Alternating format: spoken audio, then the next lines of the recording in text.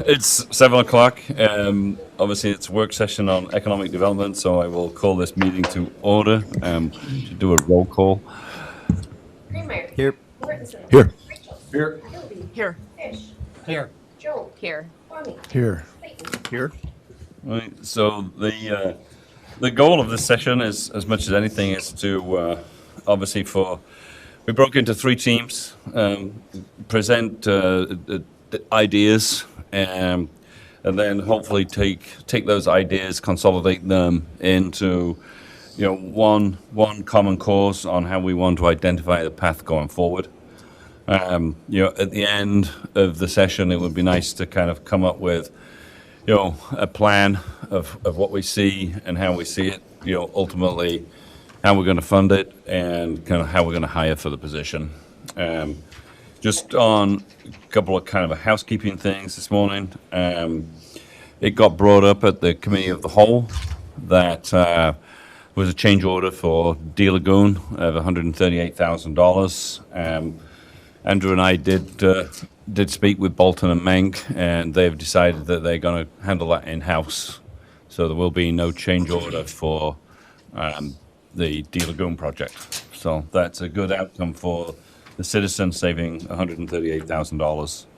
So with that, I don't know which deck have you got loaded up first. All of them. You got I'm ready for anyone that wants Okay, to so start. do you want to start, Mike and Al, and do the order of how we did roll call? Is that good with you? Sure, Your Honor. Thank you. Appreciate it. Do you want us to come and present at the podium so it's a little more? It's up to you. I mean, I don't know. I think I will. Yeah. I've never presented from the seated position, I know. I guess. I hear you. So, yeah.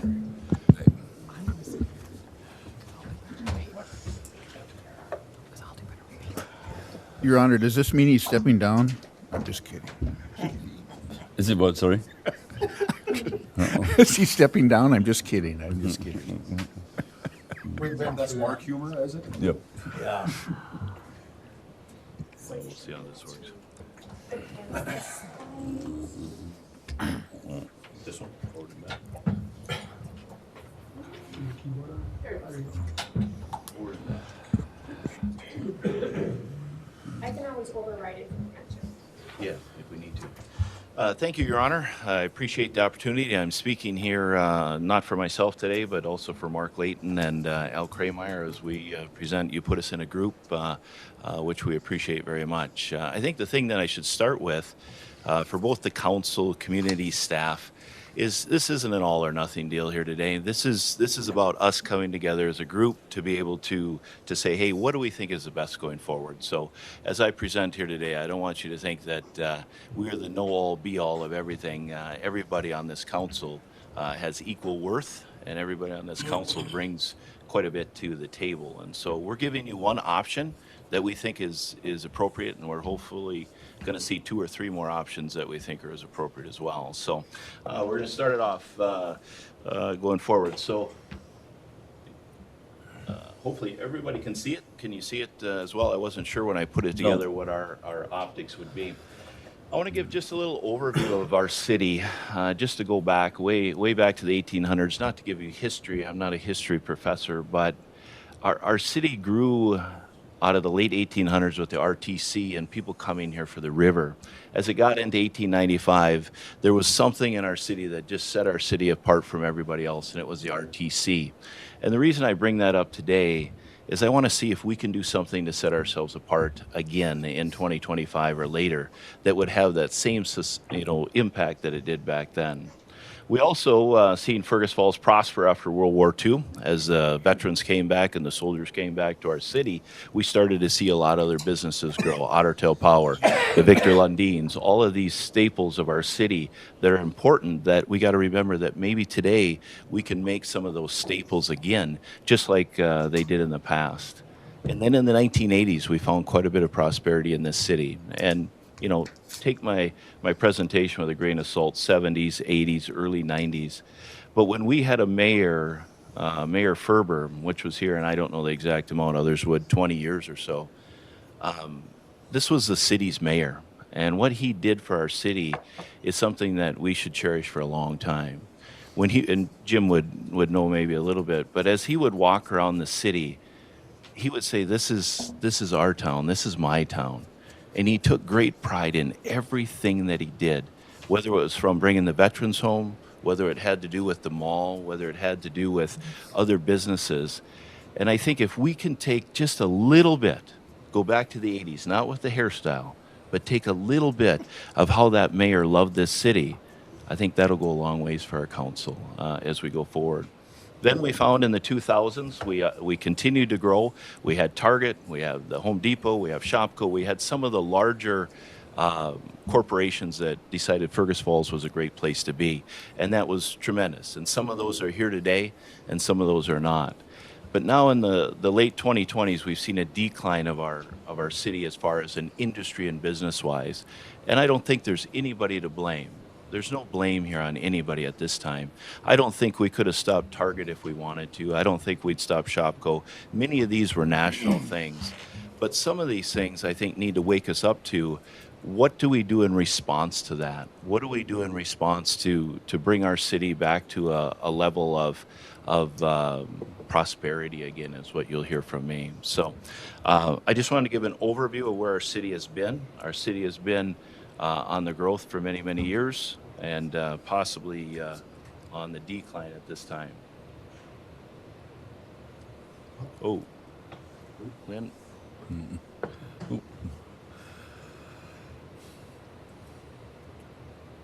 There we go. So why the decline in business in Fergus Falls? Is it the economy?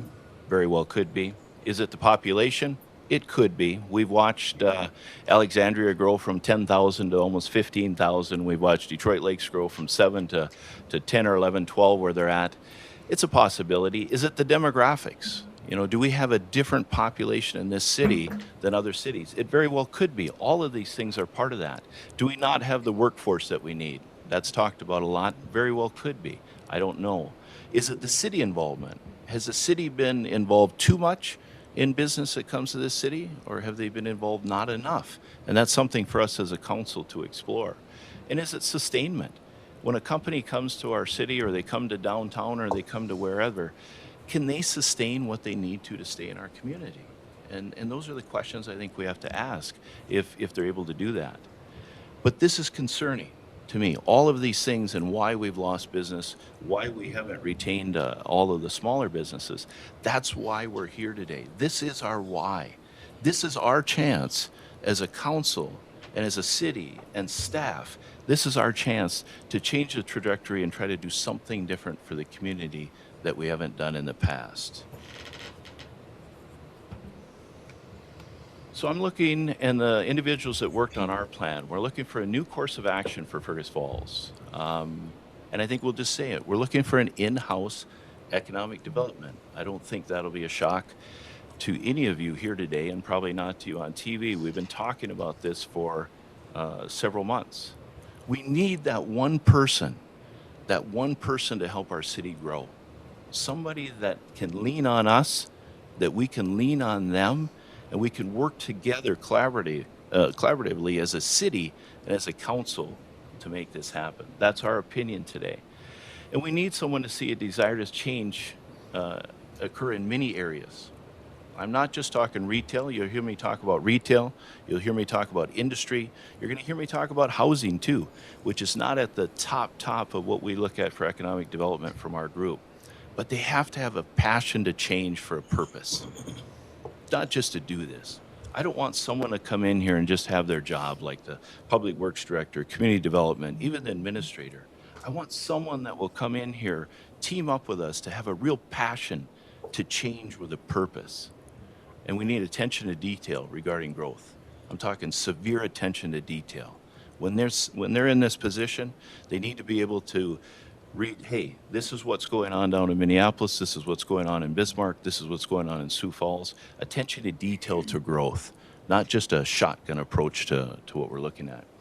And the ability to reach beyond our borders. I'm not looking for a 25, I in our group is not looking for a 25-mile radius that we look at to grow Fergus Falls. I'm looking for as much radius as we can. I don't care if they call somebody in Texas to come to Fergus Falls. I don't care if it's a California company that wants to leave California. This is where the growth has to be larger and bigger, and the vision bigger than just us here. As I've talked to other economic development people in the region, that's how they do it. They look broad. And I don't think there's anything wrong with that, and I hope our group doesn't either. And the ability to respond quickly. That's one of the things you'll hear in my presentation today, that when you bring something into the city, I'll give you as we go through a SWOT analysis here in a little bit, we got to have somebody be able to move very quickly. That's something Greater Fergus Falls could do. They could move quickly, and you'll see some of the comparisons today. That will be one of the key issues that we have to be able to overcome here. Lynn, I'm concerned. I hit it again last time it went. Okay. So in order to accomplish our goals of our group, I'm not saying this is the council, I'm not saying this is the city, we'd like to see one full-time city employee that would be the head of economic development. They would fall under the city administrator, Andrew Bremseth, and they would work very closely with the building, engineering, and community development of Clara. This is not to replace anybody in the city. This is actually to bring somebody into the city to give the staff that are here now a greater ease of what they do and also assist them in what they do. This is someone that's going to come in and help our city, not disrupt the staff of this city. That's not the goal of this. They're going to aid each department in their mission for the city of Fergus Falls. This is going to help Clara do her job much better. This is going to help Andrew be able to answer questions about development, and the building guys and engineers. This is going to be a huge asset to them to be able to have somebody sitting right in the city so they can go to them within a few seconds. They have to have knowledge on how to lead economic development. That's one of the main accomplishments of our goal. They have to have knowledge on how to structure economic deals, and they have to have knowledge on how to sell our city. This is a unique individual. This is not just a salesperson. This is not just someone that knows how to do economic development. This is not just someone that's like an attorney that knows how to put together deals. This is a complicated process where this individual comes into the city. They're going to need mentors. They're going to need other people to interact with to be able to accomplish this. They may have to interact with people like Casey that we had in West Fargo. They may have to interact with other economic entities from St. Cloud or prior Greater Fergus Falls, things that have been done. This is not just the sole person can do it by themselves. There's no way, because it's difficult to find this type of an individual. But that's how we accomplish our goals. Lynn? Okay. I promise I'm not doing it. Coordinator. I don't think I should. There we go. That's it for sure. I won't touch it I have anymore. your presentation, so I'll just Okay. follow along. Sounds good. I'll stay away from it here. What does this employee look like? Well, surely they have to be friendly, they have to be dedicated, they have to be committed. Okay, so this cannot be an introvert person that just sits in their office. In fact, if they do, we're in a lot of trouble. This person has to have somewhat of a sales background. That doesn't mean that they're out there as a telemarketer, but they have to understand what it means to sell something to someone, what it means to get somebody to go from no to go. That's important for this individual to have, because really what they're doing is they're selling our community. They're selling us on who we are.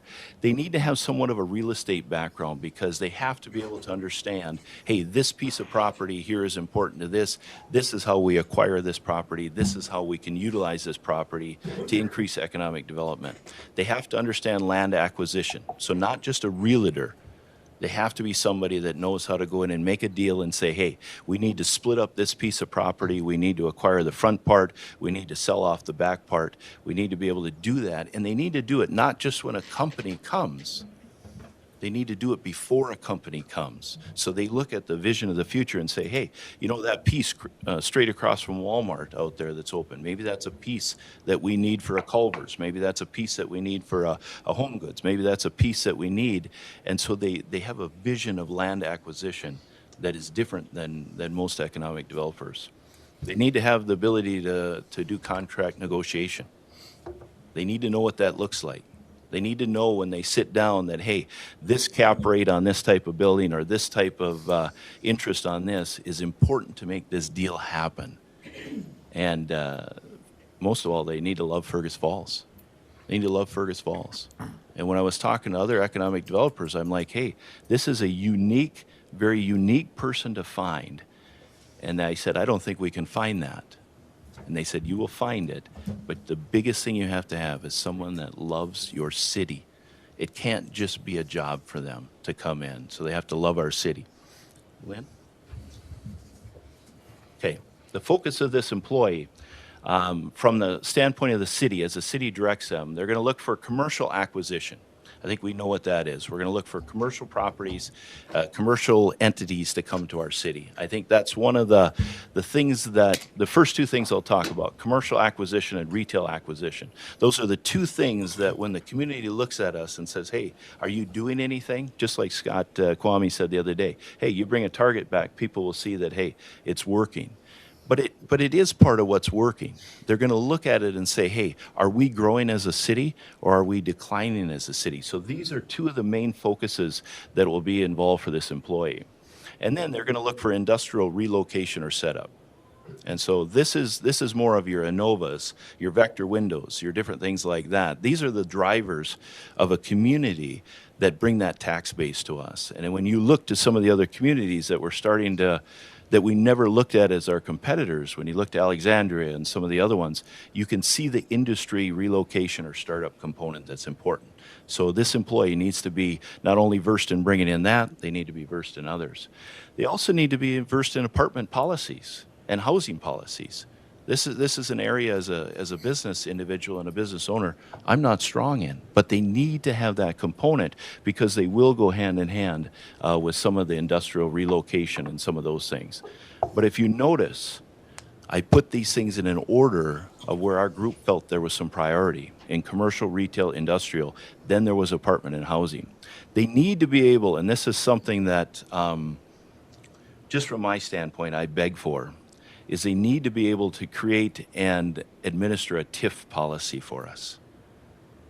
We as a group, we just went through a TIF issue with Mr. Herzog, and I shouldn't call it an issue, just a TIF process with Mr. Herzog. And I think there's some things there that were not fair to Mr. Herzog. I think there was some things there that weren't fair to the council, and I think there's some things there that are not fair to the staff.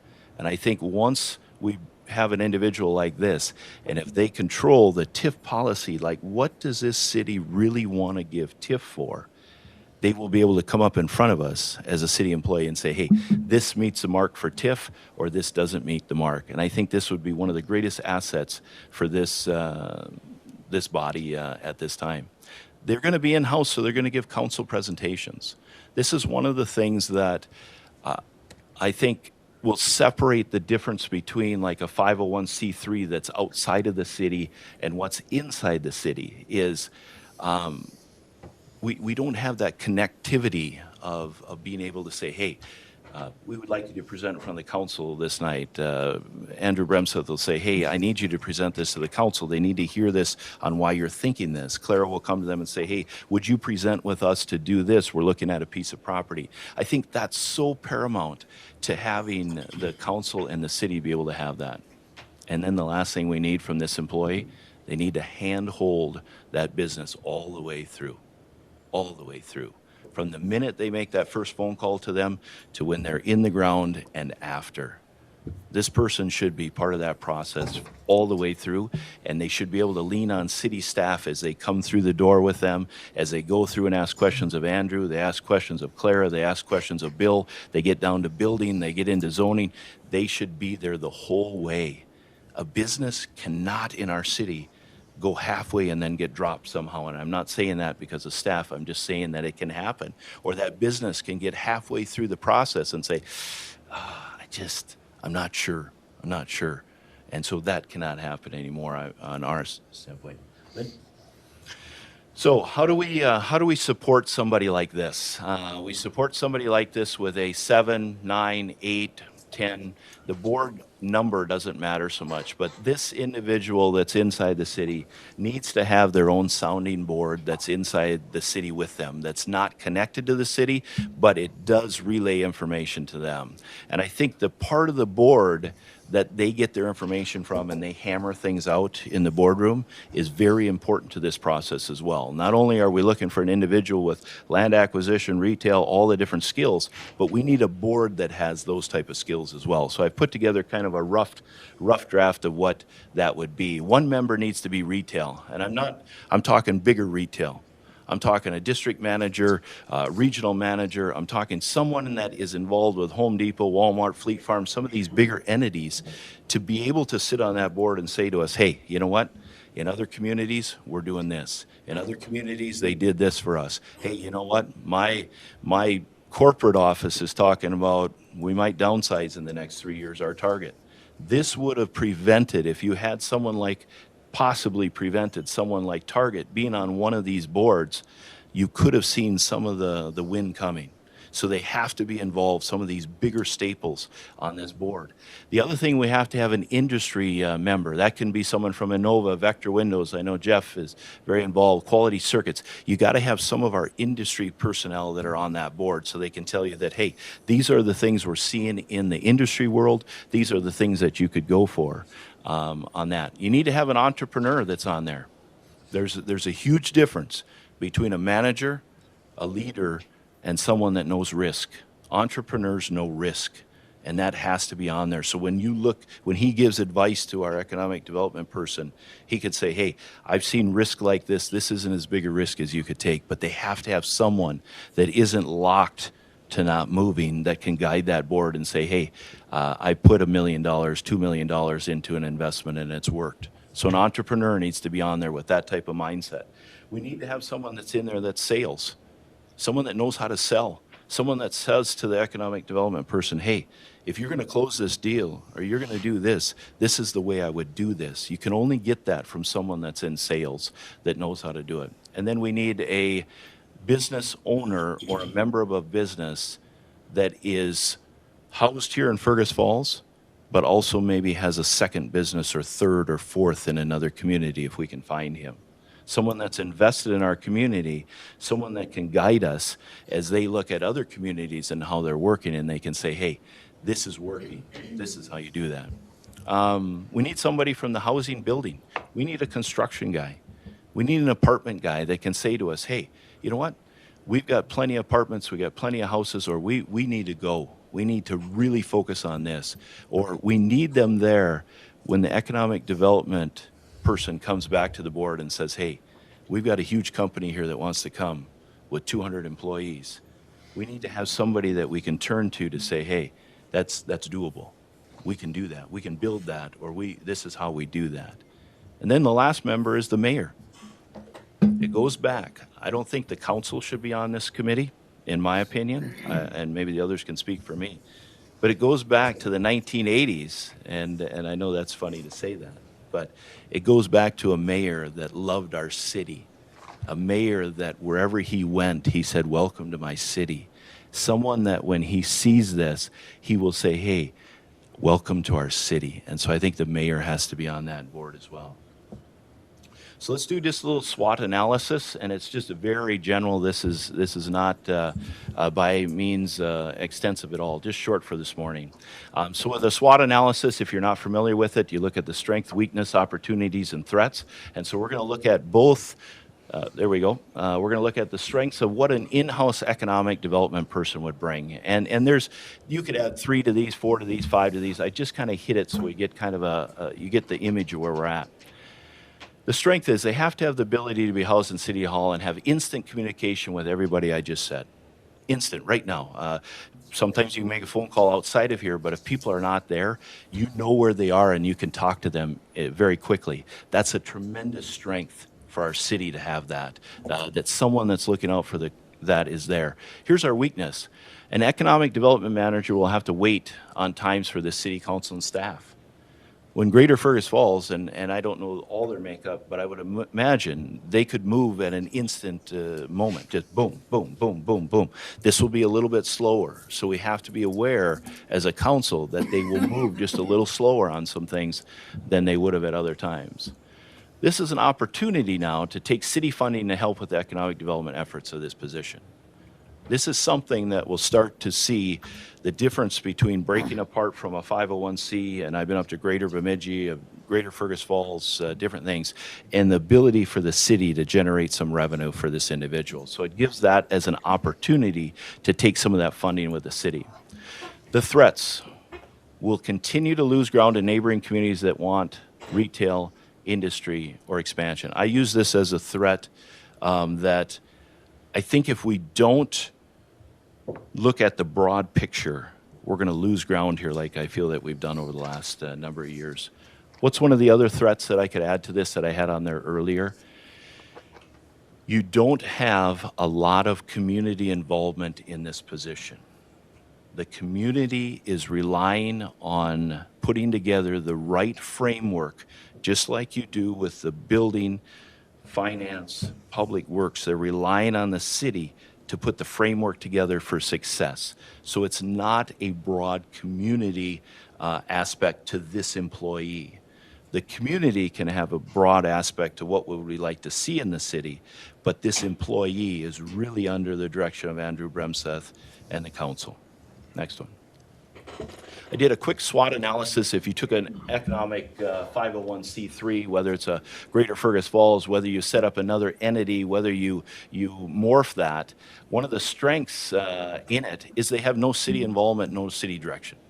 They do what they want. It's the same as like my company or whatever. You don't guide me or direct me. I can make a decision very quickly. I can do that. We will not have that with a person in-house, but they have that ability on the outside as a strength for them.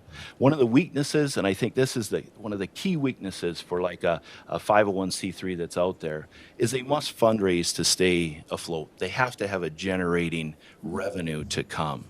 And there's nothing wrong with that, but you'll see that it makes in my opinion, and the individuals that are with me, it loses some of the focus of what an economic person just needs to focus on.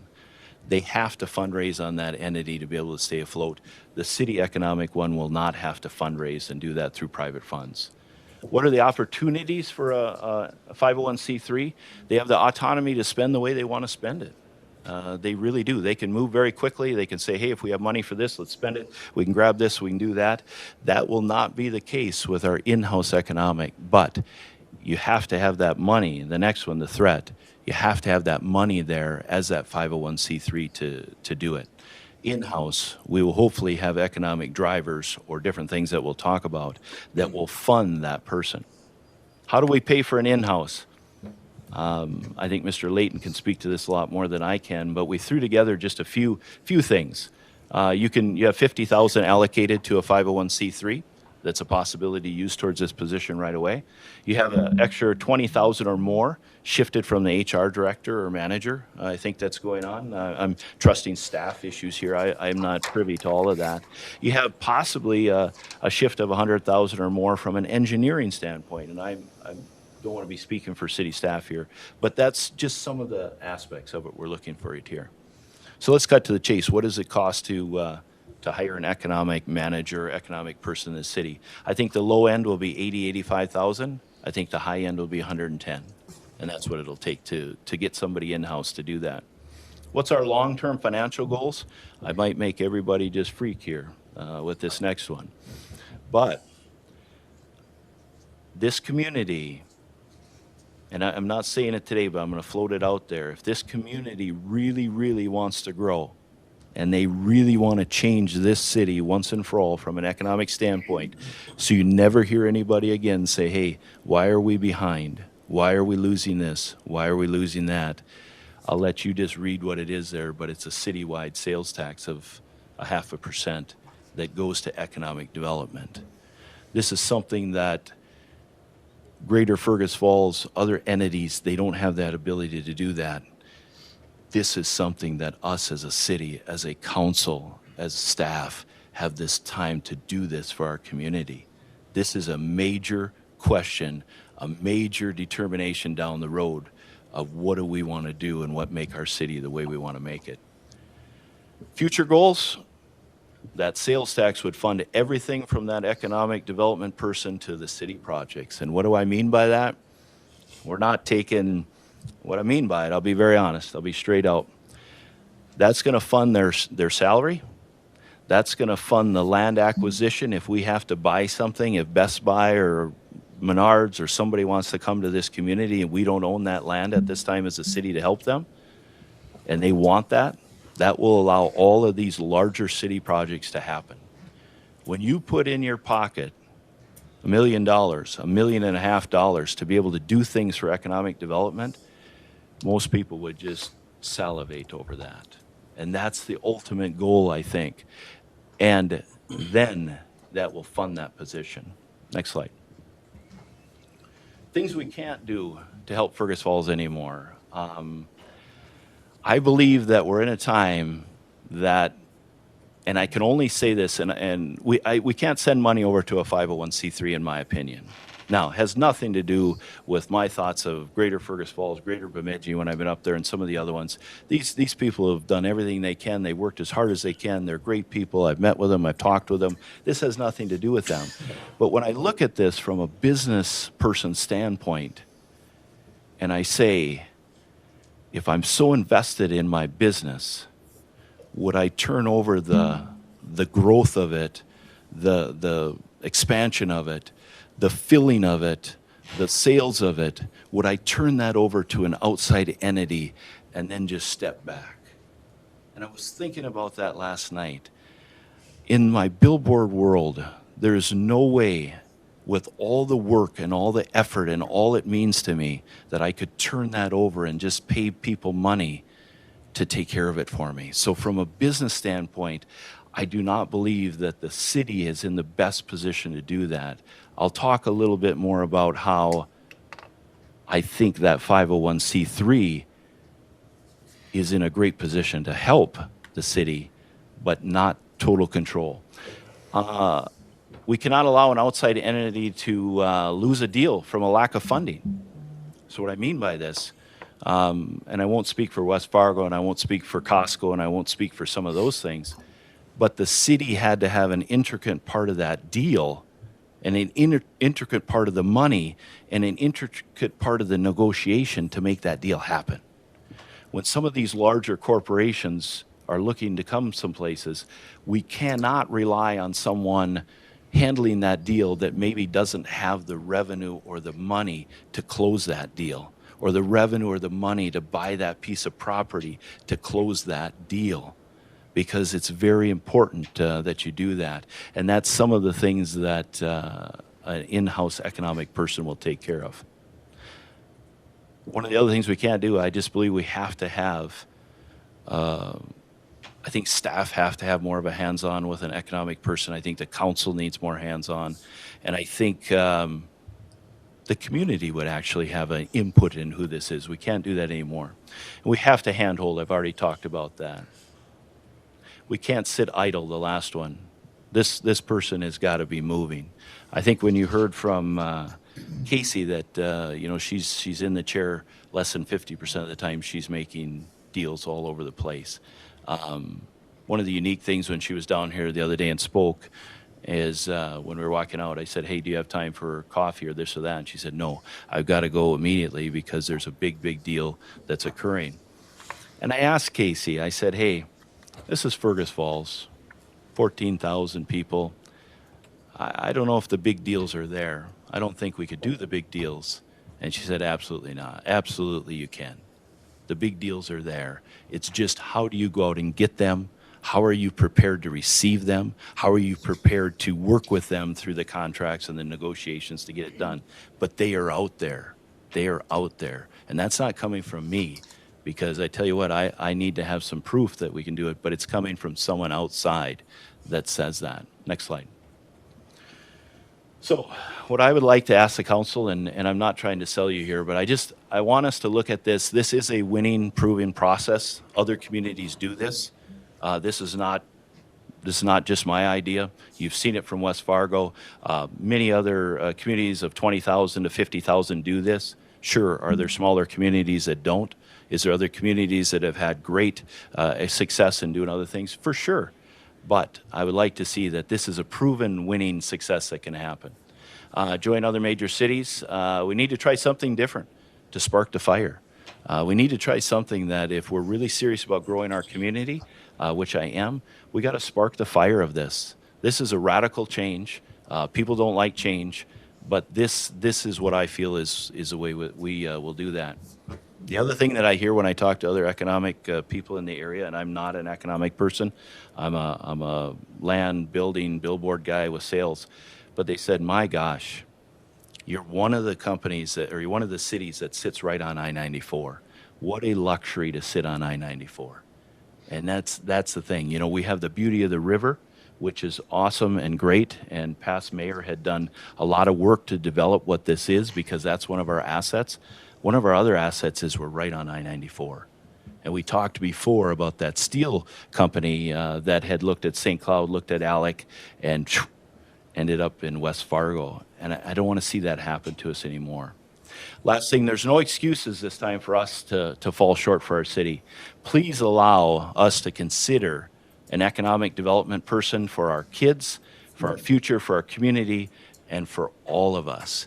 Please, please, I ask you of this. You know how important economic development is to me, and it's just because of the business aspect, the way I look at it, the way I've developed my business from one billboard to where they are now, the way I've looked at where I work with industries all around the region, whether it's North Dakota, South Dakota, Minnesota, and the way I want to see my hometown, where my grandfather came in 1870, how I want to see it be at the pinnacle of the best it can be.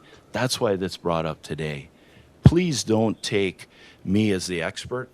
Please don't take your thoughts of me as a person and your dealings with me in the past as a way to shut this out. Please take this as one part of economic development that this city needs, and then take the things that we've had in the past and utilize them, whether it's Greater Fergus Falls, the business services, but all of it. But take it and look at it for the city, not for Mike Mortensen. So that's all I had. Thank you. I think questions. I want to allow Mr. Layton and Mr. Kramer to add to this in any way. I probably threw them off with a number of things today and what we were doing, but I want them to add to it if they need to. Thank you, Mike. Al, Mark, have you got anything you wish to add? Well, first of all, I'd like to say thanks to Mike. He's a great presenter, and you can tell that he's used to speaking in front of many people. And, you know, there again, too, it has to do with the love of the city and want to see us succeed. You know, one thing Mike did touch on that I'd like to also elaborate on, too, is our location, I feel, is so unique to many other cities that we can attract people, attract businesses. You know, like I've said, hey, we are the gateway to the lakes on the west side here.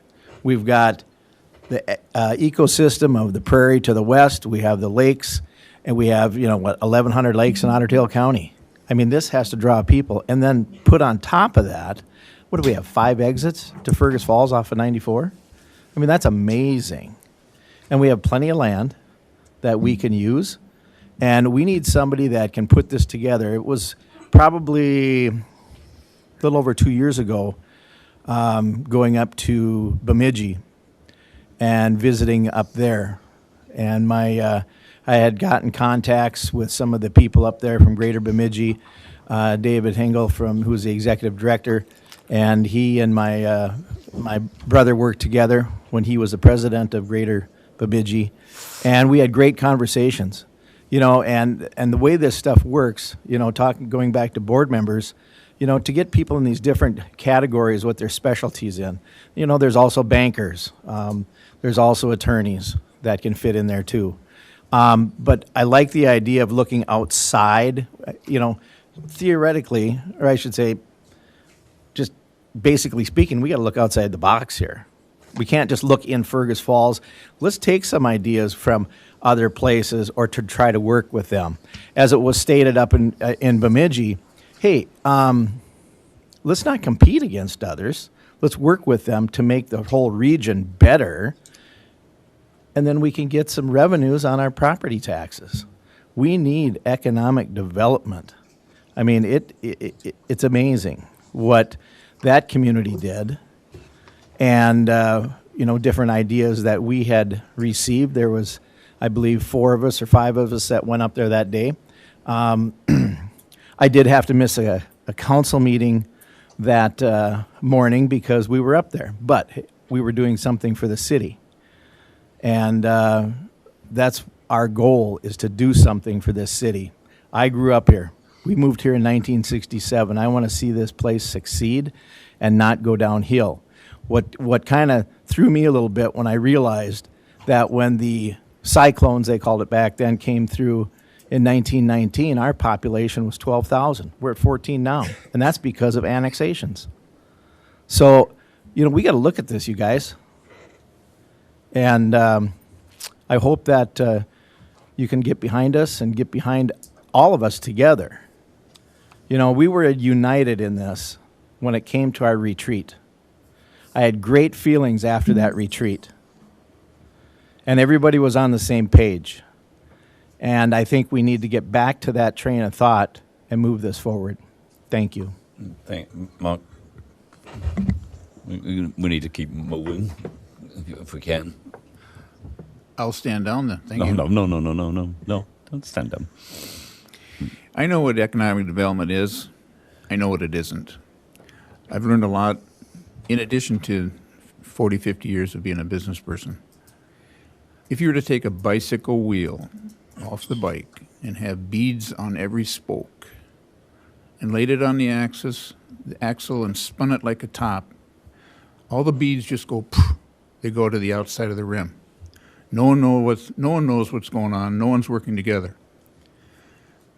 At this point, what we want to do is, if you've seen, if you will, the quarter drop at a mall where everybody throws their money in it and it goes around and around and around and comes to the center. This is what we need. We need collaboration from the city, the industries in Fergus, businesses in Fergus, the chamber, more importantly, the schools, all the other groups that have a position here so that we can work together united. This is nothing new. It's just simply a collaboration of all the centers of a community versus everybody going a different direction. I appreciate this opportunity to visit and discuss this in front of the council. Your Honor, I appreciate this opportunity to present our program, and I hope something good comes out of it. Thank you. Well, I think there will be. Right. Does anybody have questions, or we can kind of have it more as a general discussion at the end? Okay. Right. Are you going to go, Laurel? Are you a spokesperson? Sure. I think I'm going to stay here because I'm going to do better reading, but I printed our slides, Oh, so right. if that's helpful. Buckets. Here's for staff. Okay, and ours is not going to be quite as well presented as Mike's because I don't have that talent, so I should have gone first. But the other thing I will say is we might have more in common than the public thinks because I use the same format that Mike did on his PowerPoint. So this council has a little more in common than the public might be thinking at this point. So it is amazing. We did something where we sat down with Ian from the SBDA and did a little more of a deep dive into not only the next steps for the community for economic development, but what needs to be done to actually accomplish our initiatives. And it's written out a little more because I'm supposed to be in Atlanta at Market right now, so Scott was gonna have to read it.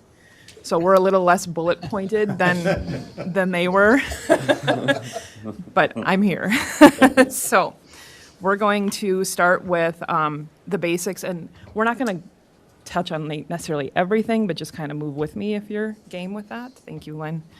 And not going to spend a lot of time on the basics, but kind of echoing what Mike and his group said, when you account for annexation, where we are now is our population has about been stagnant for 20 years. Unemployment in Fergus Falls is higher than the state average. The average number of jobs in Fergus Falls has not increased in the last 9 years. And retail offerings in Fergus Falls have significantly declined in the last 10 years. So those are kind of some overarching basic reasons that we're talking about these things. Overall, big picture goals, we need to increase the number of living wage jobs in Fergus Falls, reallocate tax burden from owner-occupied homes to more reliance on commercial property tax base, and we need to increase our overall property tax base. So to do that, we identified a game plan of 10 initiatives for economic success in Fergus Falls. And we broke it down. We did a SWOT analysis, but then broke it down in a way that talks about our reality, our barriers, our opportunity, and that came in a weird font. I don't know why. Very strange. Not like that. It's not like that on my printout. And then our direction. And today I think we're just going to talk mostly about our reality. The barriers are on the screen. I think everyone knows what our barriers are in our area, and we've talked a lot about that at length. And then we're going to talk about our opportunity and how to implement those things. So our first initiative is economic development, leadership, and structure. Our reality right now is Fergus Falls has experienced uncertainty around who leads and coordinates economic development efforts. Roles have shifted and partnerships have stalled. While many care deeply, efforts have lacked a consistent leader, impactful results, and a shared direction. Our opportunity is a clearly defined, empowered, and well-supported economic development director that can rebuild trust, drive action, and align efforts across the city, county, and partner organizations. With shared expectations and accountability, this role can be a long-term force for good. By hiring an economic development director through the Port Authority and reactivating the EIC, the much-needed focus of growing the tax base and reducing the tax burden on the residential taxpayer can be prioritized. To do that, we need to create a clear and transparent position with measurable goals, a defined budget, and shared oversight. The role will focus on relationship building across all spectrums. The position priorities should be 50% of the time spent on new business development, including funding sources and business outreach, specifically concentrating on our industrial zone growth to increase our tax base. 40% of the time should be spent on supporting existing businesses to gain a better understanding of business needs and to assist in expansion efforts. The remaining 10% of time should be in community project support, such as taking a supportive and supplemental role in housing, workforce, and childcare efforts that are integral to a successful economic development initiative. The community project support should be in partnership with the community development staff and include a component of involvement with the Visit Fergus Falls Board. I'd also like to add the chamber. Hiring an economic development director through the Port Authority with a budget offset in the general tax levy to do so at no increased cost to the taxpayer for the position or the departmental budget will offer the city the best return. This can be done by working with the tax levy group and other committees. The economic development director will report to the city administrator. The city council will appoint an EIC, which will give the economic development director more flexibility in transactions and negotiations. The council needs to ensure this person has the tools to succeed and then trust them to lead. Set the foundation now for long-term leadership and stability. Our next initiative is workforce development. Our current reality is businesses across Fergus Falls can struggle to find and keep employees. Wage pressures are real, and some key roles, specifically doctors, are filled by people who don't stay. Youth can lack a clear pathway into the local workforce. Our opportunity is to build bridges between schools, employers, and career seekers. Actively promote Fergus Falls to remote workers and mid-career professionals. Many residents have careers outside of Fergus Falls. We need to make every effort to minimize the bedroom community impacts this can have by recruiting industry that supports good-paying jobs here. The workforce is the fuel for every other kind of growth. Commit to pathways for substantial growth in our local workforce capacity. To do this, we need to grow pilot internship and youth employment programs with the high school and M-State. Partner with both entities to explore a career academy structure like the Moorhead, Minnesota program and facility to feed the Fergus Falls workforce. Convene employers to identify wage and skill gaps, explore regional and outside funding to support workforce solutions, identify the strengths that set Fergus Falls apart from other communities, and formulate a sustainable campaign to attract people to locate here. Our third initiative is housing availability. Our current reality is Fergus Falls is a good example when it comes to housing of which comes first, the chicken or the egg. Housing and economic development go hand in hand. Both studies and lived experiences are clear. There's not enough inventory of market rate housing for first-time buyers, working families, or seniors. Those wishing to take a step up in housing or downsize in retirement are finding it hard to do so in our community. A large portion of our current housing needs updates and investments by property owners. Fergus Falls lacks dig-ready neighborhoods with builders ready to expand our single-family housing stock. Many blocks have struggled with eyesores and unkept properties. Homeowners that want to stay in Fergus Falls and make changes to their properties can find it hard to do so under the current code to meet the needs of their family. Kind of skip over that barrier piece. The opportunity we have for housing is with the right mix of readiness, incentives, and messaging. Fergus Falls can guide new and existing housing investment across the full spectrum, from young families to aging residents. Housing enables growth at every level. Additionally, investment in current housing stock will increase our tax base and make Fergus Falls more appealing to transplants. Update and reduce regulations in city code to allow existing homeowners to make improvements to better match current lifestyle trends, while also including design guidelines appropriate for our neighborhoods and encouraging positive curb appeal. A direction on housing is to identify 3 to 4 development sites concentrating on housing growth, not necessarily apartment structures right now. Implement a phased development approach for the Norgren property. Determine if making the changes to city code to allow for private utilities is more cost-effective and timely for this development than city infrastructure expenditure would be. Ultimately, if city infrastructure is deemed necessary, obtain grants or other funding sources to reduce the infrastructure costs. Explore infill projects and support the sale of city-owned infill lots for housing development. Engage public and private partners to support financing and strategic planning for housing. Aggressively apply for infrastructure grants to reduce the costs of infrastructure for housing projects, initially concentrating on the Stanton Avenue single-family development site. We should name a lead individual or group with the support of a housing task force to tackle the housing shortages as part of the overarching economic development strategy. Update large portions of the city code to allow for more flexible improvements of existing homes and for new development to be built with today's realities in mind. Work with financing partners to offer fix-it loan programs to help current homeowners access funds for improvement to current housing stock. Explore options to allow curbside cleanup cleanup week on an annual or biannual basis, as communities like Fargo, Moorhead, West Fargo, and Barnesville do, to encourage pride of ownership and curb appeal throughout our entire community and market the campaign to maximize results. Our fourth initiative is small business growth, retention, and transition. Our current reality is many Fergus Falls businesses operate quietly with little visibility, even sometimes until they close. Others lack the support, mentorship, or tools to grow or plan for transition. Community support can feel uneven. New entrepreneurs and startups aren't sure where to turn for help and guidance. An incubator mentality and energy for support of startups can be lacking here. Our opportunity is a proactive and relationship-driven business retention system that could help business owners feel seen, supported, and prepared.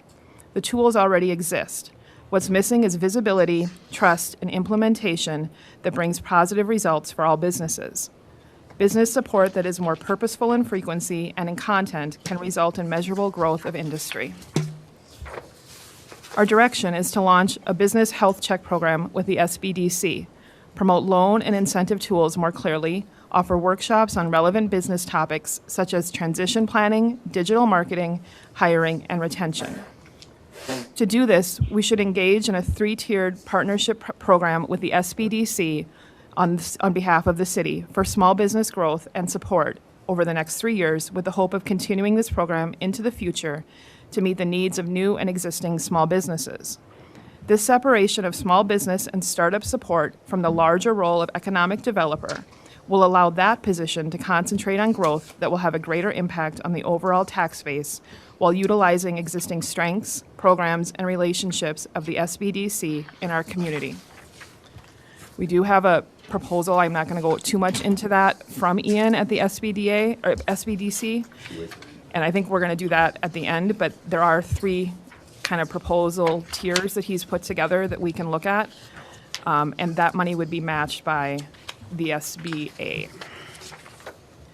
Our 5th initiative is business-friendly infrastructure and readiness. Our current reality is Fergus Falls has struggled to attract new business or development due to the lack of shovel-ready sites and inconsistent communication around available programs and incentives. It is difficult to attract new business with limited incentive programs readily available in Minnesota versus our neighboring states. Our opportunity is that a new city staff position for economic development will allow for clear communication channels and increased visibility. With well-prepped sites and a pool of money for economic development activities, paired with maximized outside funding and creative approaches to attracting new investment, Fergus Falls can play off our assets to drive economic investment here. Promoting our easy access to multiple trunk transportation corridors, including I-94, 59, 210, and our proximity to I-29, the regional airport, and all Lakes Country has to offer, there's an ability to set Fergus Falls apart from other competitors for new investment. With updated marketing documentation, the city can be promoted to become an easy, welcoming place for economic investment. Our direction is to complete the industrial zone by obtaining grant funding for the needed infrastructure, create and promote a business resource guide outlining incentives, zoning, and contact points, identify commercial and industrial target groups for business recruitment based on what our geography and assets can offer, build on this work to create a targeted recruitment protocol and benchmarks for monitoring results and feedback.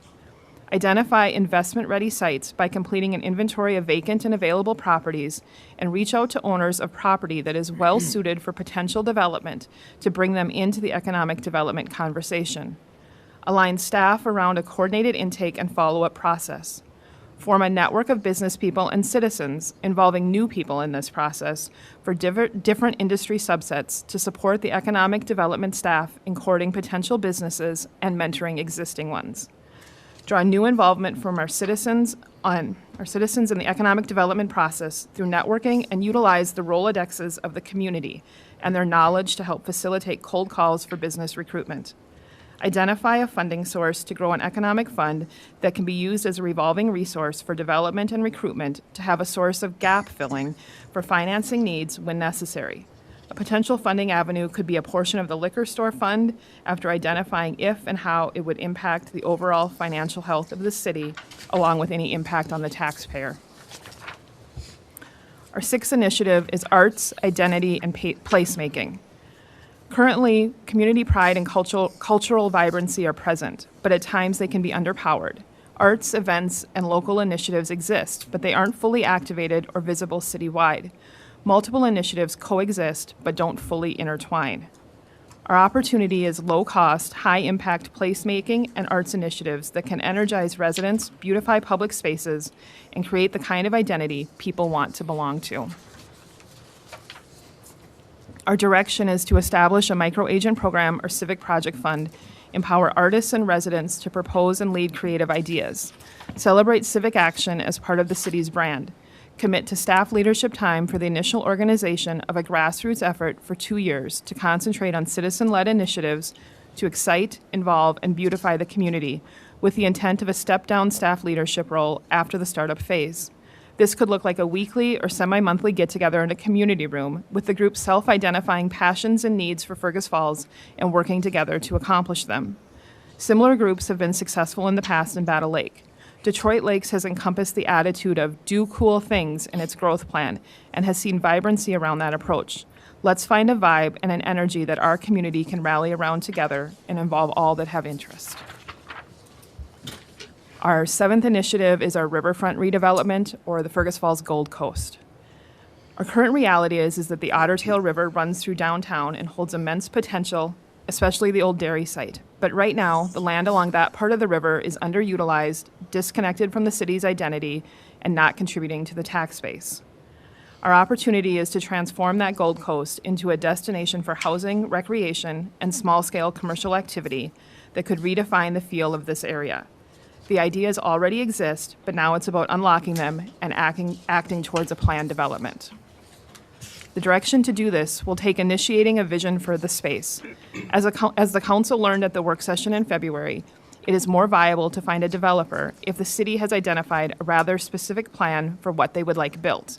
A well-thought-out, aesthetically pleasing PUD for mixed use for that site that maximizes the taxpayer's return on the land and grows the tax base should be the guiding principle of this development.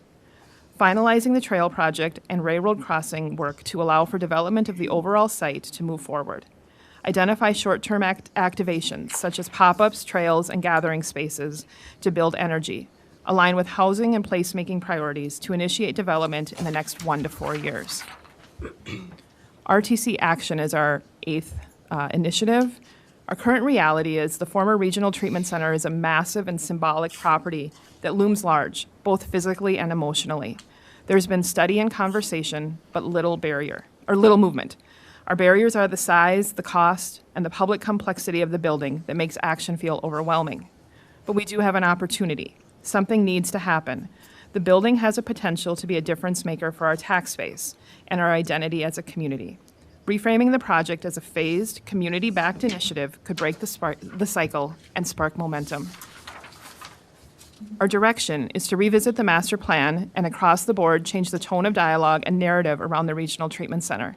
The horseshoe that remains is viable, and our recent master planning process reinforced that.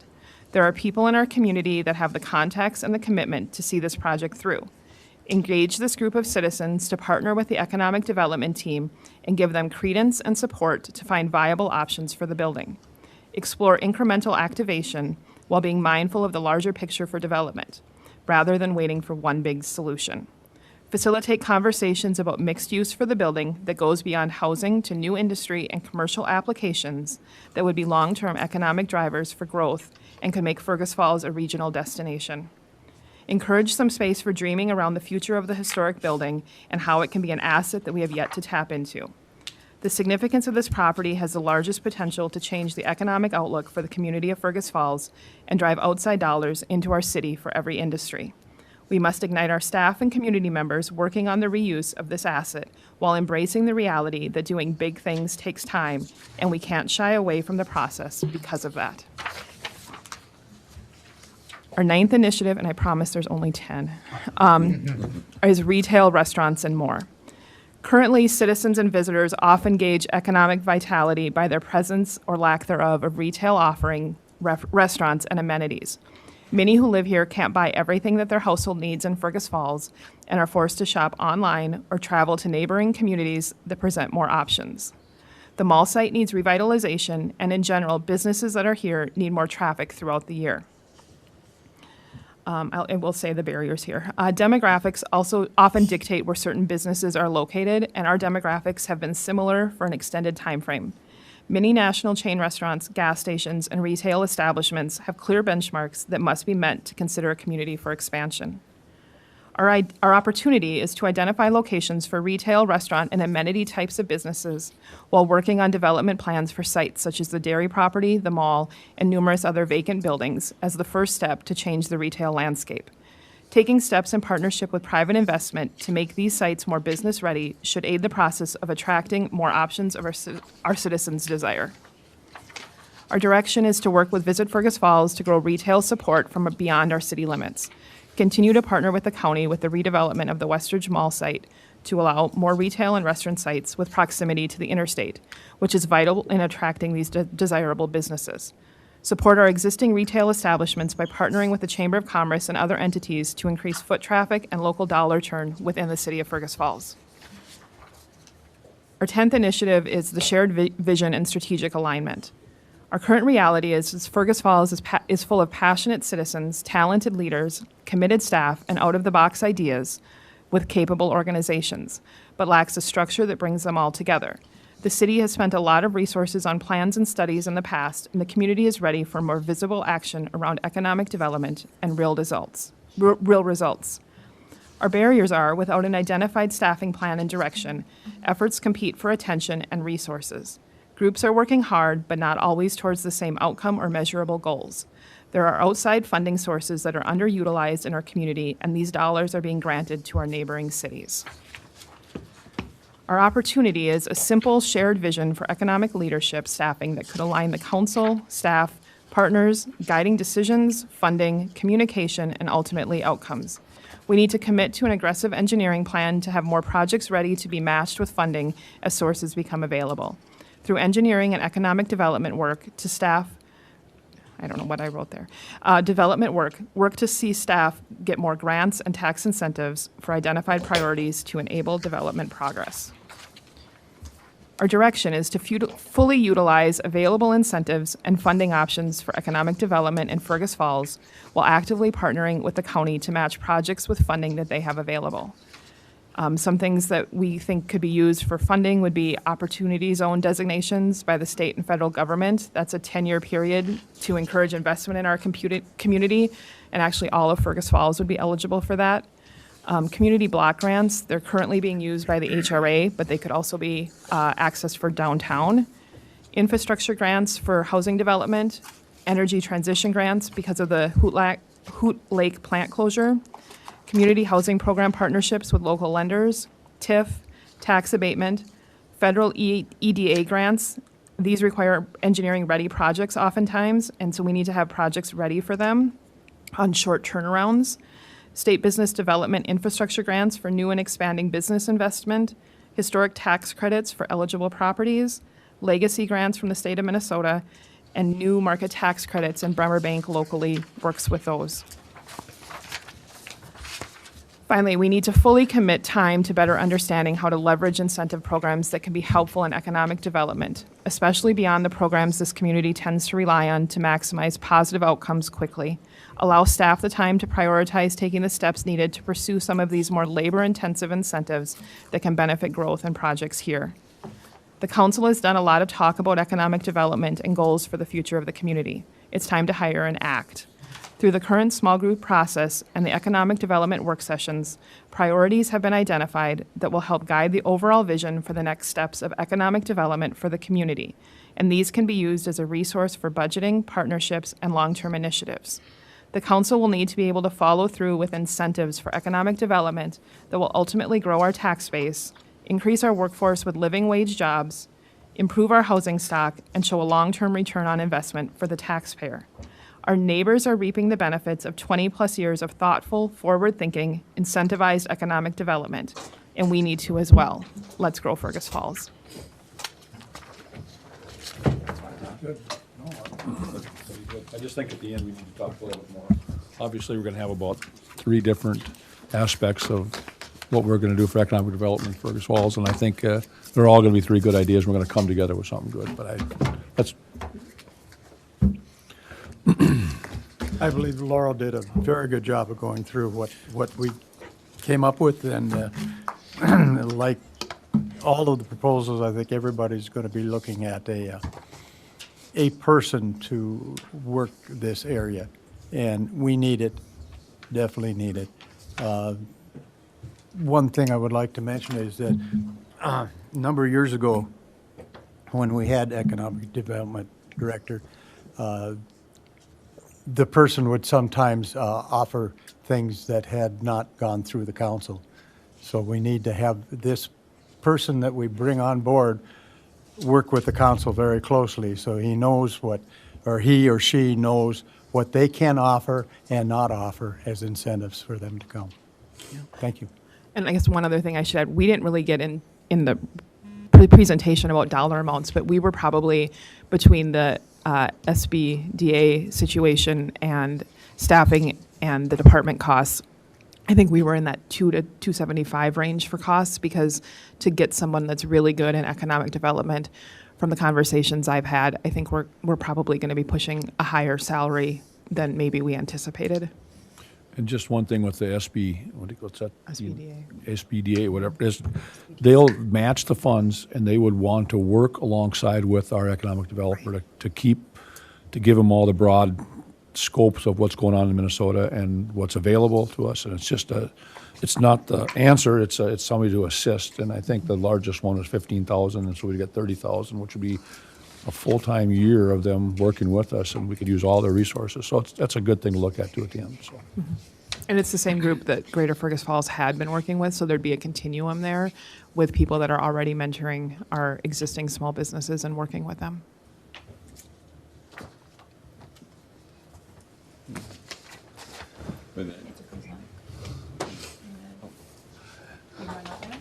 Yeah.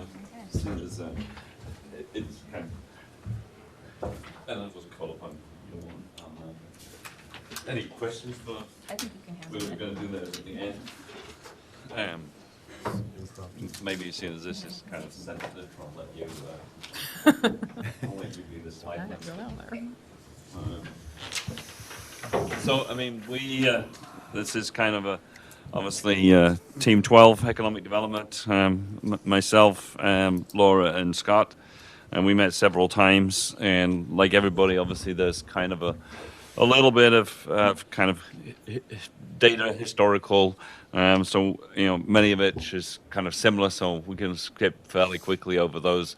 But basically, the goal ultimately is to increase the net tax capacity of the city. Currently, that sits at about 14.8 million. The overall is about 1.3 billion. That's split, about 50% in residential and about 32% in commercial and industrial. And then about 16% is in non-residential, which is predominantly made up of rental property. And there's about kind of a little bit less than 2% in agriculture and a little bit less in another category. And so I think, the goal is that we have a heavy reliance on residential for our property tax base. So when it comes to splitting the pie, 50% of it is going to our residents. Off the deed site, we too looked, and basically that economic development is pretty static. Or job growth is pretty static in the last kind of 9 years.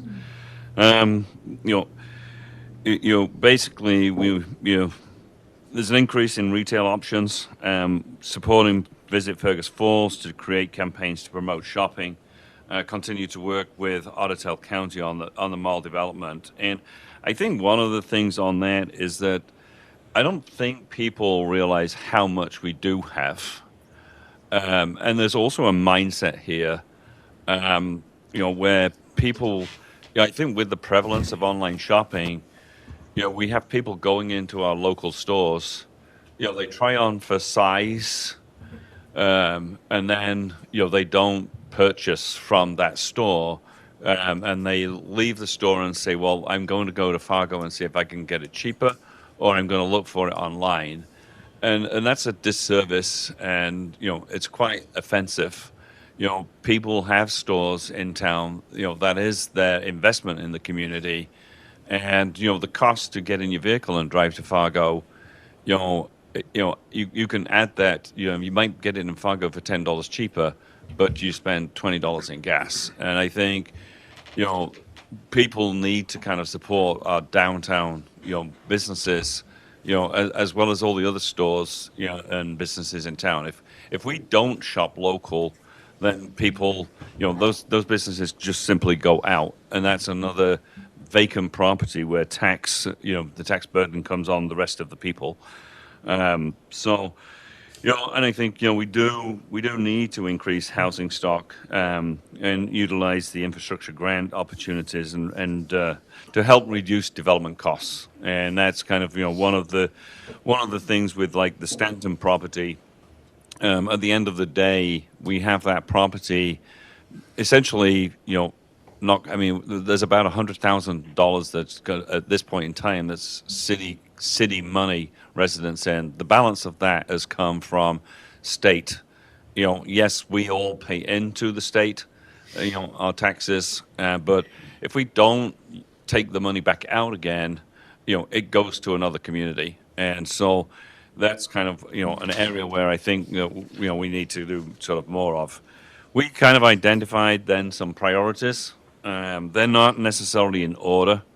I believe that the 116 corridor, which is basically from Ziegler to the ethanol plant, that is a great possibility for kind of a, some sort of free trade zone, opportunity zone, where we could, it's out of town, you know, as kind of Al mentioned about being on the I-94 corridor, with multiple exits, getting on and off, that's appealing to a lot of people, and especially when it comes to trucks.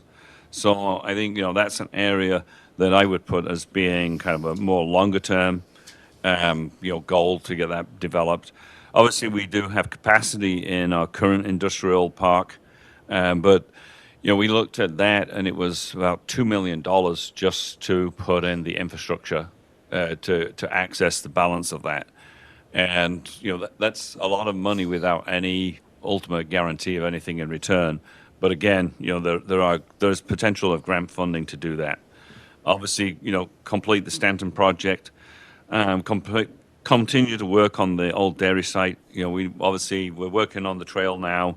We need to kind of get the rail crossings in place, and that accesses that, and obviously that would help on producing, tax revenue based properties in there. Fill downtown vacant spaces. There is an empty inventory. Yes, there's always going to be turnover. Obviously, businesses will come and go, but I think we have to have additional effort and energy, and I think we're seeing that with Visit Fergus Falls. I mean, Visit Fergus Falls has a budget of they have income of about $160,000 a year, and the focus is on Visit Fergus Falls. The focus should not be on beds in heads, and that has been generally the mandate for that group in the past. But the more people that physically visit Fergus Falls, the more likelihood is they're going to stay in a hotel at some point because they're going to see an event downtown. And I think with Rolando's efforts and energy, I think we're going to see more and more of that work being done. And we do have, a hotel that's going to open this summer that is downtown. And that's a tremendous opportunity for bringing people physically downtown into our neighborhood, which hopefully then will support some of the shops and restaurants that are down here.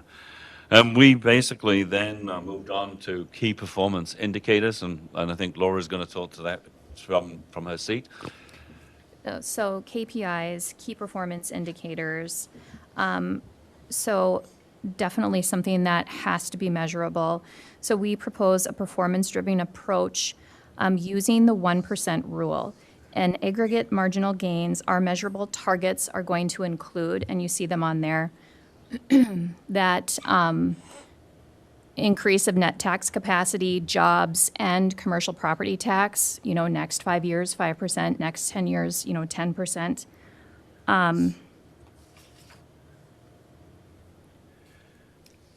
Obviously adjusted for the real growth versus the inflation on these KPIs. And these are just kind of simple, kind of core ones. Obviously, there's going to be additional KPIs as we go through this process. I think in general, our goal was to have things that are measurable, so that if we're going to use taxpayer dollars, that we can show and demonstrate there is a return. And so that was kind of, and it's looking at something that's very simple to measure. The 1% rule, if you take 1% of your expenses, it makes a big impact. If you increase productivity by 1%, it has a big impact. Moving on to funding of the position, our thoughts were that we fund this through the Port Authority. We have to, if we're going to try to attract the right person for this job, I think, as Mike kind of stated in their presentation, this is a unique individual that we require and that we need.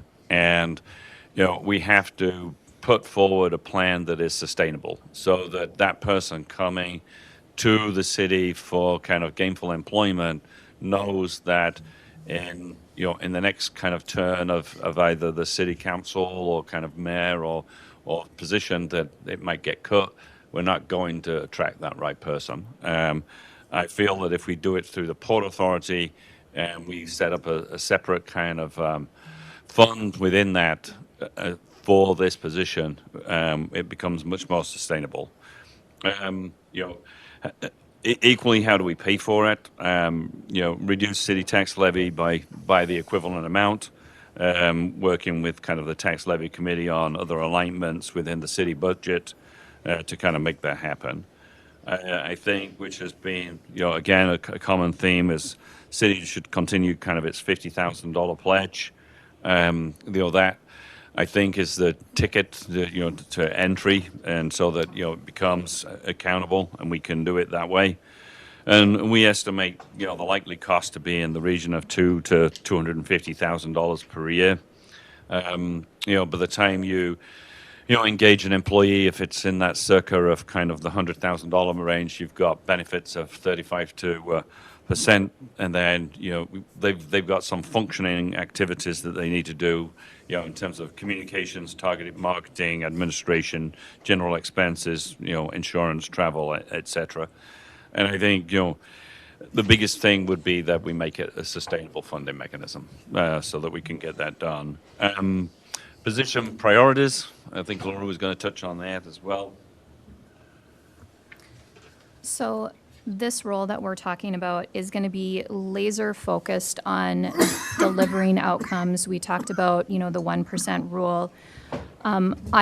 We believe it's extremely important for this position to focus 50% of their time on our current businesses, on the retention, the expansion efforts. You know, even Casey from West Fargo had said a majority of her time is focused on current businesses that are there. 40% on new business development, whether we're talking, you know, industrial zones, we're talking airport.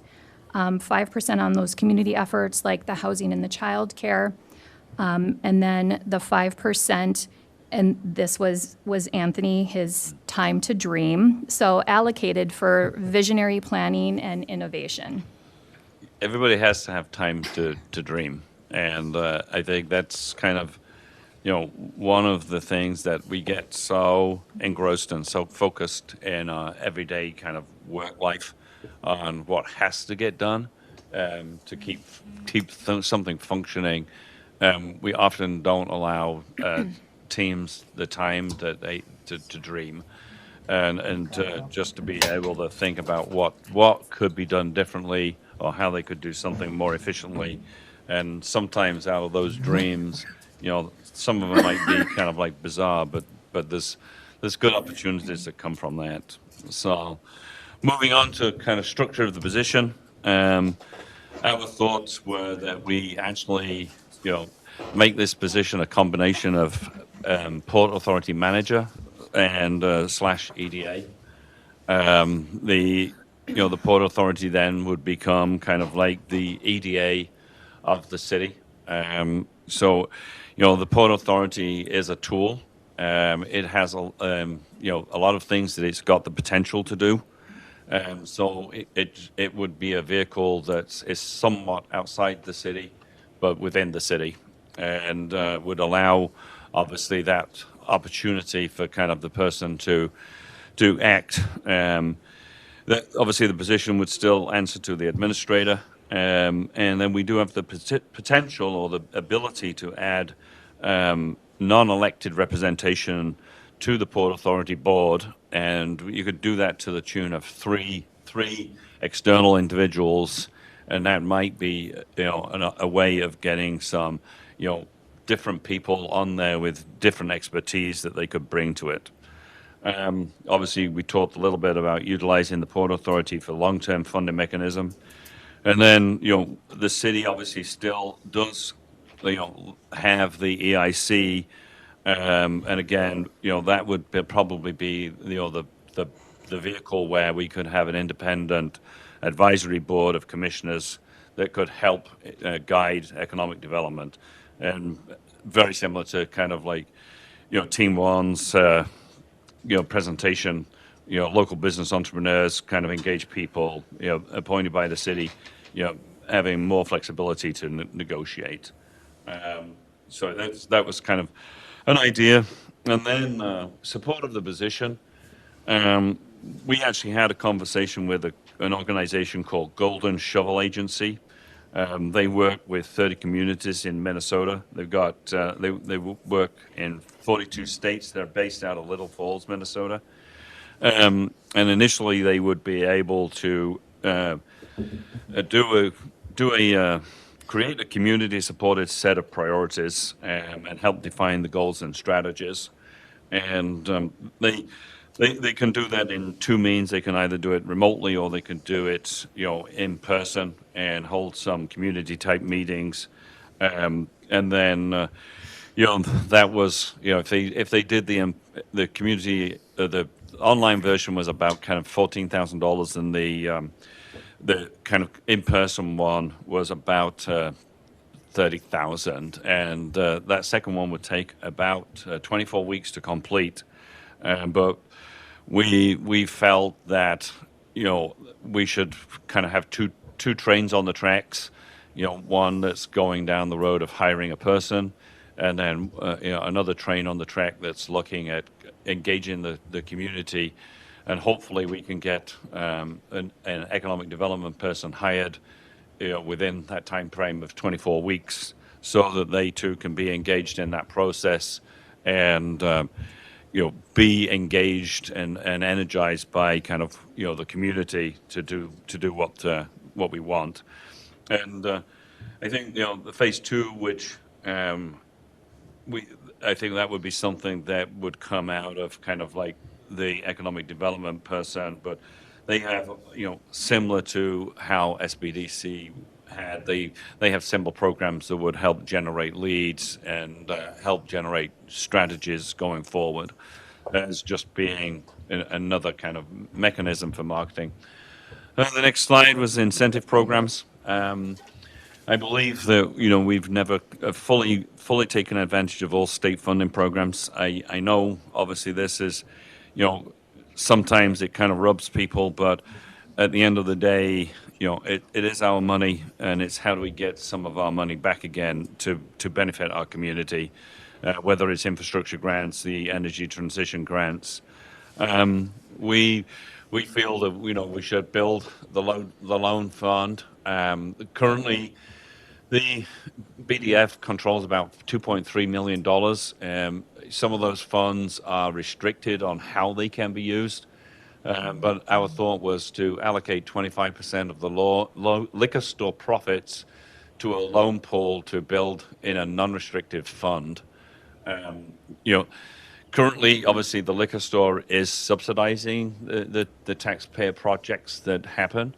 There was a chunk of money obviously went to like the splash pad. There's money that's gone to the golf course, but this would be setting aside a dedicated percentage that would go into a business revolving loan fund, so that we can kind of build that 2.3 million, because that 2.3 million, it doesn't grow. We lend it out, and it comes back again at low interest rates because that's part of our function. So there's no ability to physically grow that pot. And this would be a means of kind of adding anywhere between probably $150,000 to $250,000 a year to that fund.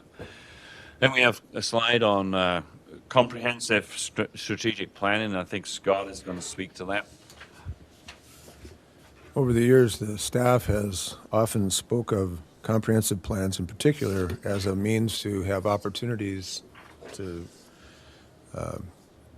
get, or at least seek, funding for various projects, that if the city were to have something on hand, prepared, ready to go as a comprehensive plan, that opens the doors for certain kinds of applications that we haven't been able to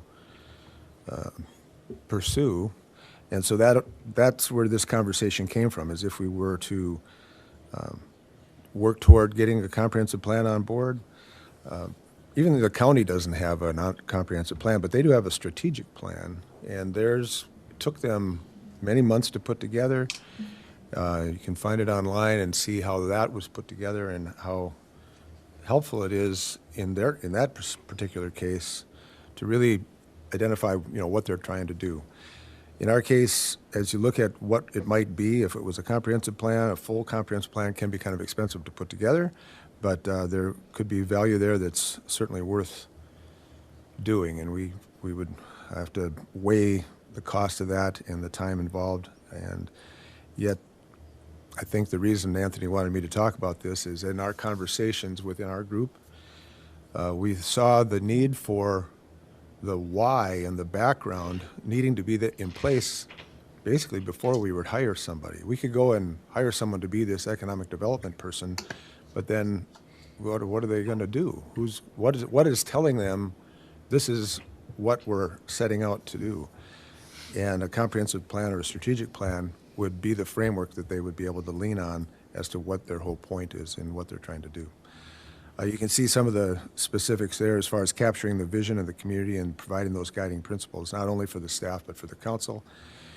It's an idea that is got long-term length. You know, it's something it stands for some time, but you update it as you go. You can get specific as you want. You can be general, but at least it's a way to have on paper what your goals and what your direction are, what it is. The things that Laura mentioned as far as measurable milestones can be built into that. And the idea of being comprehensive includes these many different topics: land use, housing, public facilities, utilities, transportation, quality of life, historical and cultural and environmental spaces. To address all of those things and just hire somebody and say, go for it and do all this good stuff without some document or some plan basically on paper, seems like it would be setting us up to fail. And it would be, in our opinion, a good way to go, to have something along these lines in place. And it would make it much more likely that an economic developer can succeed in their job and be much more successful as a city as a result. Anthony, are you leaving me to wrap this thing up? Do we want to sell melons or melon? We didn't talk about, how to fund that or whatever. We talked about just in general where this would help us. And I think that you've taken, you can take it from there. Yeah. I mean, I think this was kind of like the comprehensive strategic plan was not something that would be inhibiting going forward on economic development today. It would be something that, we should look at, so that, we have a roadmap. And, and the fact that if we have some community engagement on it, it will make it, a stronger value to the document and would give some clarity as to where we want to go as a community, and would help, ultimately would help an economic development person. It would help a community development person in terms of where the city is going, short term and then long term, so that, it more defines what we want to try to be down the road. I kind of skipped over 2 or 3 of the incentive things in excitement to keep going. But the other thing that we talked about was alternative programs for kind of incentive, and for example, demolition rebate. For just to cite kind of like one example, we've got 2 empty Burger Kings at this point in time. That's the one obviously going out on Pebble Lake. That's actually sits on a big lot. If the city, comped the actual landfill portion of demolition for that building, would that be an incentive? Yes, it's not a hard dollar incentive, but it would be an incentive to go back to a potential developer for that site, where just being able to say, well, the actual landfill portion of that was gone. And I think that's where we kind of, like I think somebody said earlier, thinking outside the box. There may be other things that we can do like that that would obviously might be that tipping point to get that done. I think the other thing was Otter Tail County funding programs. We've never used the county as a city, but that's maybe something that we have to lean more on the county. We are the county seat, I would say that our relationship with the county has been very, standoffish, and I'm not blaming any individuals for that, but, they've done their thing and we've done our thing, and, we need to kind of engage those more. Tax increment financing, I mean, part of that, obviously, all government entities participate. Generally, it's for longer term programs. But I think, we definitely need to define a policy and guidelines, both short and long term. Because if we're going to have an economic development person, they need that rule book so that, when they cut a deal, I think Jim mentioned that kind of previously, the old EIC was suggesting and saying, well, they can get this done, but if they'd had a defined guideline, that wouldn't have happened. And I think Mike equally mentioned that too.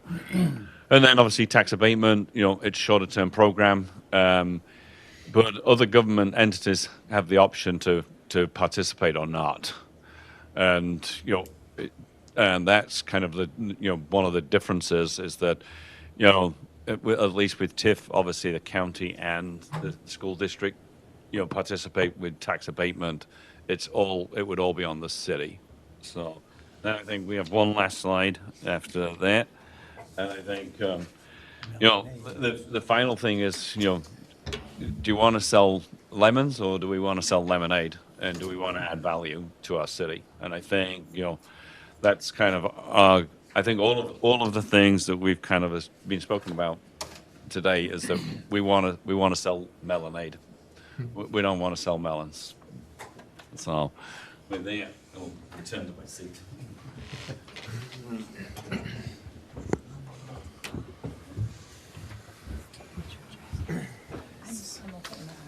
So I think in general, I would say that we have way more agreed things than we do disagreed things. I mean, I kind of took some notes on kind of as people kind of spoke, and I think unanimously we all agree that we need economic development. I think we all agree that that person should be in-house. I think we all agree that there needs to be policies and guidelines about what incentive programs there are being offered.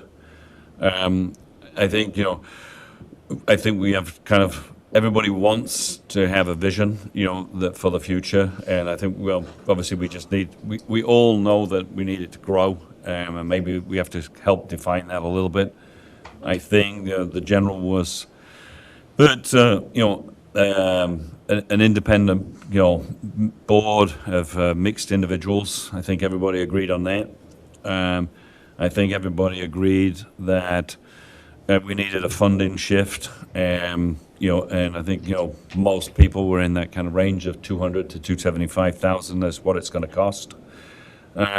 We all agreed that it needs to be collaborative.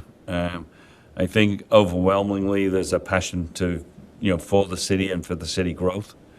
I think we all agreed that our location and gateway to the city is an advantage to us. I think you can add to that kind of obviously we do have rail, we do have kind of cheap, should I say, economical electric rates. And that's kind of that's another program that is potentially an incentive, is that most utility companies do offer different rates for startup organizations, and we have natural gas, and we have capacity on the natural gas line, so that's another positive. I think we all agree that there should be an element of housing. That was one thing that within our group we didn't feel, and I should mention that housing, we would like to see sort of a separation more of duty, that the Port Authority economic development person should be more engaged in the kind of the business side of it, and that the community development should be more focused on housing. And so, that where at the moment that's kind of a mix. I think we all agree that, there's benefits in reviewing city codes to see if we can, and ordinances to see if we can make it more palatable for people to come. We all agree that we need to maximize any third-party, funding sources that we can get. I think we all agreed communication is probably one of the biggest keys on how we're going to go forward. And, utilizing those tools outside, whether it's SBDC or whether it's the county. And I think we all agree that we want to grow Fergus Falls. So I think it was good that everybody kind of was basically as close to being on the same page as we can be. So does anybody have any questions of any group for points of clarification? Your Honor, I'd like to make a comment if I'm allowed to. Yep. With it. I'm not a historian or a philosopher or anything like that, but there's got to be a quote out there. There was the worst of times and there was the best of times. And in my eyes, we were here 2 days ago, which was one of the difficult times for this council, maybe one of the worst of times. And not saying that is worse, but today, in my eyes, is one of the best of times. One of the best of times to see this council say the things that they said, talk about the things that they said, to hear it come from the mayor and each group. This is the type of day that it's an honor and a privilege and really happy to be on the council with what I heard today. I think this council will always be divided on certain issues, but this council is very, very connected in where we're at today. The other thing I'd like to say, and I don't say a lot of things to other council members, I don't get the time to because I'm so busy, but I want to say to Councilmember Kildee, I have an undergraduate degree, master's degree, and a doctoral degree, and I speak at the hospital all the time. And I have never seen a presentation put together better on paper than what I seen today, ever. I could have never done it in my academic time. I could have, and I include Fish and Rachel as well, but she spoke in my academic time or in my speaking time, see something put together so well. And the effort that went into that, I know it was immense. I think, Your Honor, if you're looking for your vision for the city, I think all you got to do is just watch this video today and listen to Miss Kildee and what she said and where she went with everything. And I don't think you'll be far off of your vision of what you're looking for the city.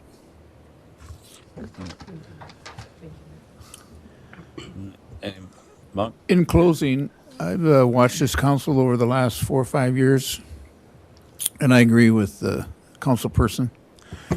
In 100 days, this thing has, just metamorphosized from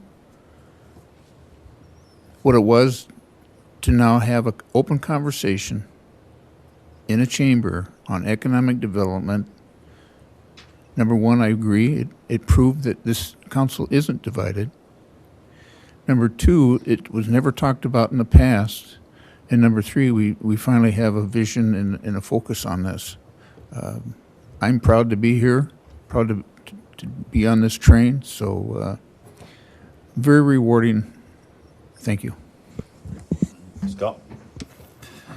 I'd like to add a couple things. First of all, I'll give a shout out to the Greater Fergus Falls and the work that's been done over the number of years that they were in business. I think that we, as a city, got a very good return on our investment. And although they've been subject to a lot of criticism lately, I think that for what we spent, we really got a good return on our investment. And I think that wherever that organization goes from here, as it has been told to us, I mean, they're not closed, but we have yet to see just exactly where that organization will go. But I want to say thank you to those who were involved with Greater Fergus Falls and point out that I think that we've got lots of good things that we can see that were done there. As we talk about the future of the city and wanting people to find a way or find a reason, see the vision to be here, one of the things that we've talked about in the past is giving people a reason to move here. It's often more than just, this particular tax abatement on this particular land or this particular whatever. If this is a place that people want to live, we're going to win the competition over some other place if it's a better place to live here for a number of reasons. And the numbers of reasons can be we've got great schools, hospitals, libraries, parks, splash pad, the river, the other access that we've got to various things here. And I think that we did have, for the last several years, a growing interest in growing those amenities, growing those things that make this a great place to live. And over time, as people see why this is a great place to live, there's good reason to then want to be here. And by starting with the businesses that are already here, as we had mentioned in our presentation, focusing on at least 50% of the effort on businesses that are here, expansion and growth of those, you're not having to convince somebody that this is a great place to live. They're already here. So let's work with those folks in a good way to expand what they're doing, and we'll see some terrific results there. And again, a good return on the investment, because it costs a whole lot less to work with what you've got than to completely start from scratch with someone new. And the one last thing I'd say is all of these things that we've talked about can die in this room if nobody hears it. And when we had a communications director who was getting the ball rolling for letting people know about things and was fairly effective and growing in that effectiveness, I believe, for being able to find the ways to get the word out to people, that's been a little more difficult lately. And with each of the department heads having to kind of tell their own message, I think it ends up falling pretty heavily on the leadership and the staff to try and bring a cohesive message out. And we didn't go into this in our economic development discussion, even in our group. This is just me talking now. But I think that as we look to hire somebody for economic development, we really need to also be considering how we're going to handle communications. And I think that's an important piece. And the last thing that I guess that Anthony, you didn't mention was not only did we look at hiring a specific person, but we looked at hiring a group, an agency, so to speak, where we would maybe have a greater depth of experience and capability to help us do these things. And that's something we can talk about more further. There might be more opportunities for us to get more for our money with an agency than with a single individual, but that's all I want to say about that at this point. But thanks. I think this has been a good exercise, and I look forward to the next steps. Anybody else? No, Jim? Yeah, I think that this worked out well. I mean, we have 3 different groups, 3 people in each group. We didn't talk to each other. I mean, the groups did their own thing. And when it all comes down to it, we all pretty much have the same idea of what we want to do without communicating between one another. And I think it's great that we've gotten this far. I've been on the council a long time, and I don't know that it's any other time we would get together like that and come up with the same type of outcome. We all feel we need somebody to work this. And I think it was a good exercise. Thank you. Lauren? I just want to thank all of the council members that took their time and really participated to this. That I appreciate that. I think everybody did a phenomenal job. We have a lot in common. There are some small differences that, or maybe opinion, and I'm like, oh, I could see where that might be able to work into a larger plan. So this was great. I mean, and I just thank everybody for participating. Lauren? I would echo that. I'm not going to take time and repeat that. I know everyone has places to be this morning. I do think that we have a gap right now, even if we look at moving forward with hiring an economic development director, which we need to. We have small businesses right now that we could be very easily moving forward with a service agreement with the SBDA. And it's a shared foundational kind of engagement plan. And I don't even know if going in on tier 1 is the most logical when you look at bang for the dollar and what you get. I guess I would encourage between staff and council to review those couple of options. And I think that's something that we have money in our budget for, that we could move forward with continuing that partnership sooner than later, because we do have some gap going on between the pause on Greater Fergus Falls and hiring someone in-house. And I think we've all talked about that in-house person really needs to grow the larger tax base. So I do think finding a way to service entrepreneurial startups, work with incubator type things, and small businesses is an important gap that we as a council have the opportunity with currently budgeted money to move forward on sooner than later, and we have a ready and able partner with current connections with these groups.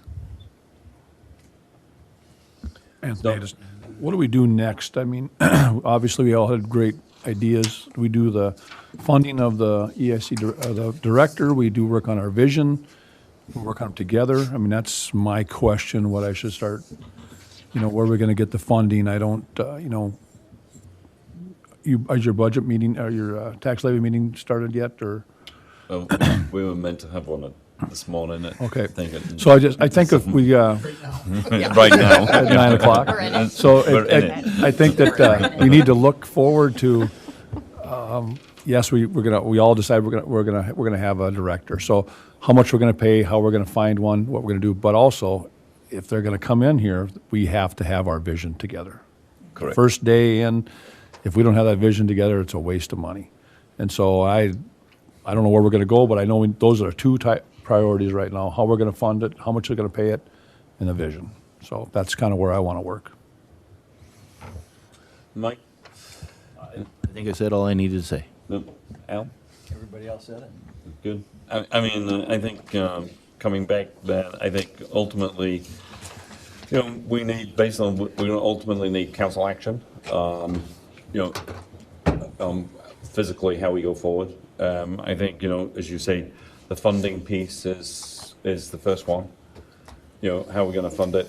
Obviously, this year, we have approximately, I think, technically 50,000 that was allocated to.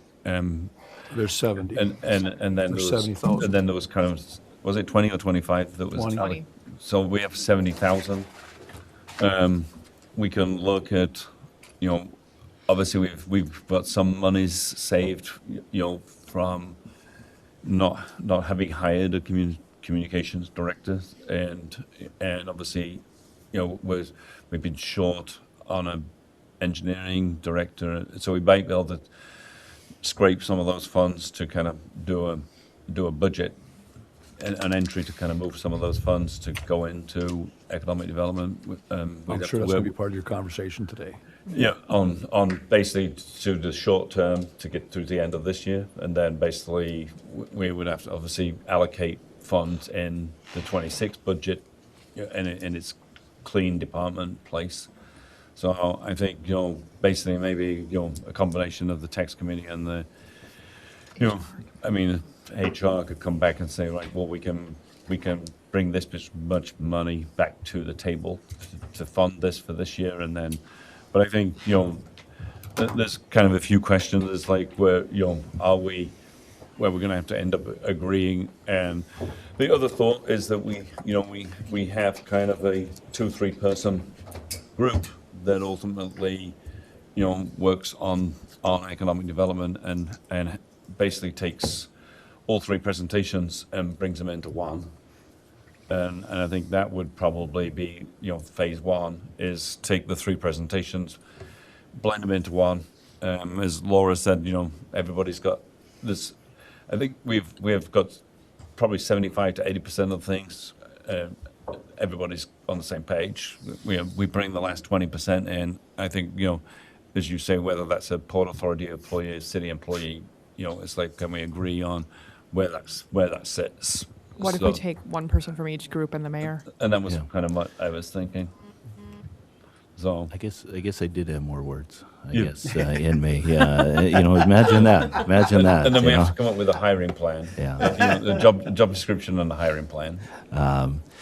I think one thing, just looking at it, and I don't want to harp as business and not take anything down on what we have today, but there's a lot of times that you can move to acquire the position and move the vision at the same time Yep. until they come together. And- So and as long as you're with that, yeah. And I think we need to do that. And then the other thing, I think, just to couple what you said that I hadn't thought about before, if you take one member from each of the 3 groups, and if they can meet privately to hammer some things out, that's a great way to take Yep. this forward. Because then you're representing the 3 in your group, and you can hammer it out, and I think it won't take long, and it'll be there. Yeah.